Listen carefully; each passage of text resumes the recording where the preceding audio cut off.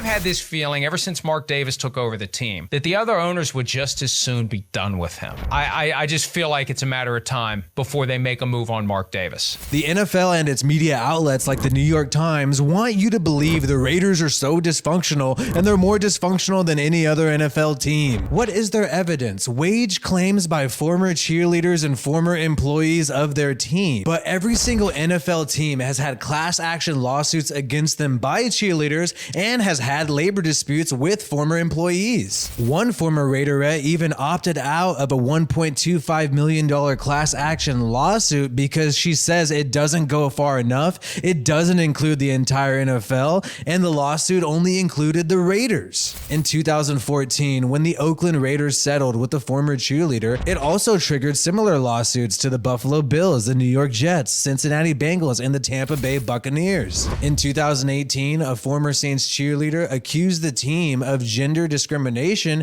and said they had outdated views on women. In 2016, the Jets settled with cheerleaders for $324,000. In 2019, the Cowboys settled with some cheerleaders for earning less than minimum wage. So underpaying cheerleaders is not exclusive to the Raiders or Mark Davis. The New York Times continues to publish claims by Nicole Adams, a former HR employee of the Raiders, and she claims they've engaged in racial discrimination, despite the fact that Marcel Reese, a black man and former player, is the senior vice president of the Las Vegas Raiders and apparently has Mark Davis's ear more than anyone else in the building. Apparently, Mark Davis is so dysfunctional that he can't even racially discriminate correctly. The Las Vegas Review-Journal has joined in with New York Times dissing Mark Davis and the Raiders. They have an article that says how a boys club Raiders culture fueled turnover lawsuits and harassment claims. These articles on multiple media outlets are claiming that the NFL should investigate the Las Vegas Raiders and Raiders owner Mark Davis, even though the most serious allegations against the Raiders have also been alleged against all other NFL teams. The New York Times has such little dirt on the Raiders and Mark Davis that they even included unpaid electric bills as signs of dysfunction in their article in May. The fact that the New York Times and the Las Vegas Review-Journal even puts the Raiders and Mark Davis in the same conversation as the Washington Commanders is absolutely ridiculous. If the NFL should investigate the Raiders, perhaps they'll come up with a similar penalty like they came up for Daniel Snyder of the Washington Commanders. Daniel Snyder, even though he has faced far worse allegations of sexual assault in 2009, allegations of sexual harassment in the workplace, Daniel Snyder has only been fined $10 million, and apparently he's no longer involved in football operations. His wife, Tanya Snyder, has taken over. Don't worry, he's not involved at all. The only people who have faced punishment after the Washington Commanders investigation is John Gruden and Mark Davis, because Mark Davis never wanted to let go of John Gruden, and that's all they found out of that investigation was John Gruden's emails. I can't get into that because the only thing we've seen is the emails that John had. We haven't seen any of the others and anything else. What I had said initially was that, ask the NFL. They've got all the answers. We really don't.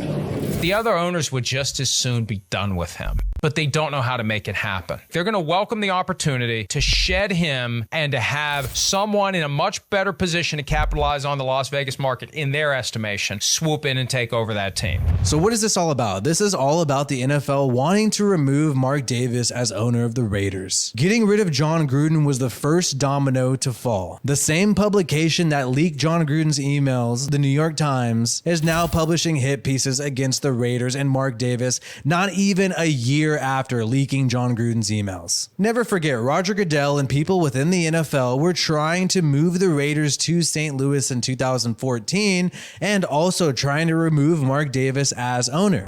If you want to see a more in-depth breakdown of the New York Times article on the Raiders published in May, check out the link in the pinned comment below. So take all the negative Mark Davis and Raiders press with a grain of salt, because these are not odd things to happen to a large corporation. Labor disputes happen all the time, and NFL cheerleaders have been settling with teams for years now. Shouldn't we be investigating Stephen Ross, since his former head coach Brian Flores claims that he was paid to tank? Shouldn't we be investing the Rams owner Stan Kroenke, since he literally lied to St. Louis and illegally moved his team to LA? But instead, the NFL wants you to focus on Mark Davis, who really hasn't done anything nearly as bad as some of these owners in the NFL. So take all this negative Raiders press with a a grain of salt and never lose sight of the fact that there's a larger agenda at play here. We'll keep you up to date with everything happening with the Las Vegas Raiders, Mark Davis, and more. Remember to like this video if you haven't already. Subscribe to the Raiders Rundown for more Raiders content. My name is WiFiWillie. Peace out, and I hope you have a good one.